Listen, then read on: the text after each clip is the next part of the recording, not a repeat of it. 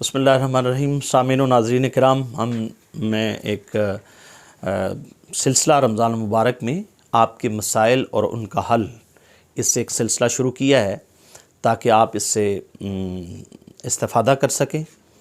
فائدہ حاصل کر سکیں۔ اور میں یہاں یہ عرض کرنا چاہوں گا کہ آج کل جو سحری ٹرانسمیشن کا سلسلہ چلتا ہے نا، یہ نیشنل میڈیا پر، ٹی وی پر آپ دیکھتے ہیں، وہ لوگ جو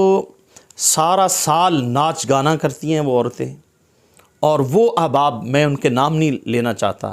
جو سارا سال ٹی وی پہ بیٹھ کے جھوٹ بولتے ہیں اور ایسے پروگرامز کرتے ہیں پیسہ کمانے کے لیے، دنیا کے لالچ میں سب کچھ کرنے کے لیے۔ رمضان المبارک میں سارا سال انہوں نے ناچ گانا کرنا ہے، فلمیں کرنی ہیں، ڈانس کرنے ہیں، اور صبح کے مارننگ پروگرام کرنے ہیں،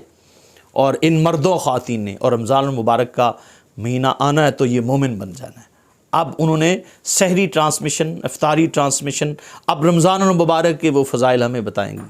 اب وہ ہمیں یہ دین سکھانے کے لیے وہ آگے بڑھ جاتے ہیں۔ افسوس کی بات تو یہ ہے کہ ہمارا جو نیشنل میڈیا ہے، ویسے ہی اس پر تو یہ ہے کہ یہ آزادی نہیں ہے، اس پر ویسے یہود و نصارہ کا غلبہ ہے،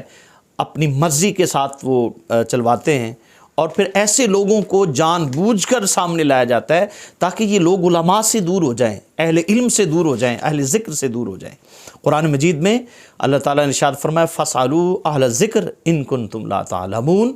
کہ اگر تم نے کچھ پوچھنا ہو، تمہیں کسی سوال کی ضرورت ہو تو اہل ذکر سے پوچھو اگر تم کچھ جاننا چاہتے ہو۔ اور میں بتاؤں کہ اہل ذکر کون لوگ ہیں، اس کی دو چار تفسیریں میں آپ کے سامنے رکھتا ہوں۔ اہل ذکر سے مراد ایک تو وہ لوگ ہیں کہ جو علم اور عمل کے اعتبار سے ایک ہوں، ان کے قول اور فعل میں تضاد نہ ہو۔ ایک تو اہل ذکر کی یہ تعریف کی گئی، اور دوسری اہل ذکر کی یہ تعریف کی گئی ہے کہ وہ آپ کو جو مسائل بتائیں گے وہ روشن دلیلوں کے ساتھ، بین دلائل کے ساتھ جو ہیں وہ آپ کے سامنے وہ مسائل رکھیں گے، قرآن و سنت کے مطابق وہ جو ہیں آپ کے سامنے دلائل دیں گے، اور قرآن کی جو آیت سے استدلال کر رہے ہیں ان کو اس استدلال کا پتہ ہو، اور جو آپ کے سامنے حدیث رکھتے ہیں وہ حدیث کا صحیح علم ہو ان کے سامنے۔ اور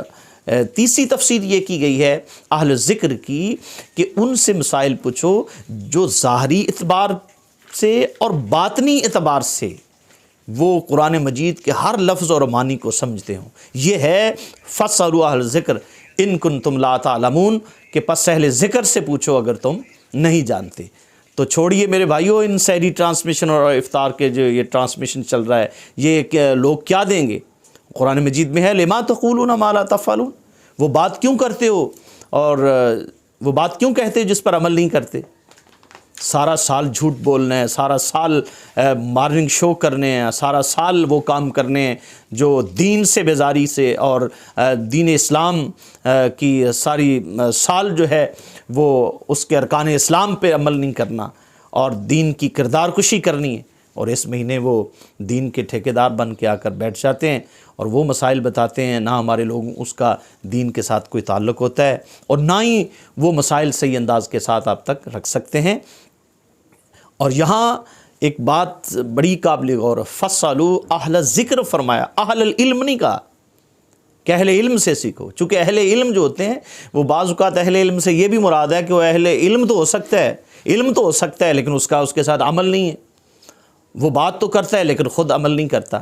تو وہ اہل علم نہیں فرمایا، اہل ذکر فرمایا۔ اہل ذکر کا معنی یہی ہے کہ جو بات کرے اور پھر اس پر عمل بھی کرے۔ تو آئیے،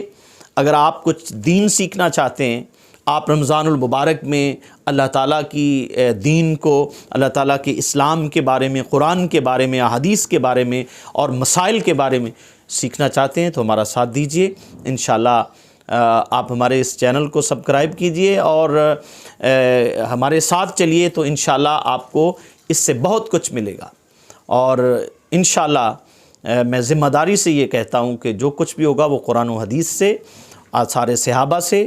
اجماع امت سے جو کچھ ثابت ہے وہی چیز بیان کی جائے گی، اور جو کچھ بیان کیا جائے گا حق بیان کیا جائے گا۔ آج کے اس پرفتن دور میں اپنے نوجوانوں کو، اپنی اولادوں کو، اپنے بیٹوں اور بیٹیوں کو تربیت کے لیے ایسے لوگوں سے بچا کر حق والے جو لوگ ہیں، اہل حق ہیں، ان کی طرف لائیے۔ اللہ تعالی ہم سب کا حامی و ناصر ہو۔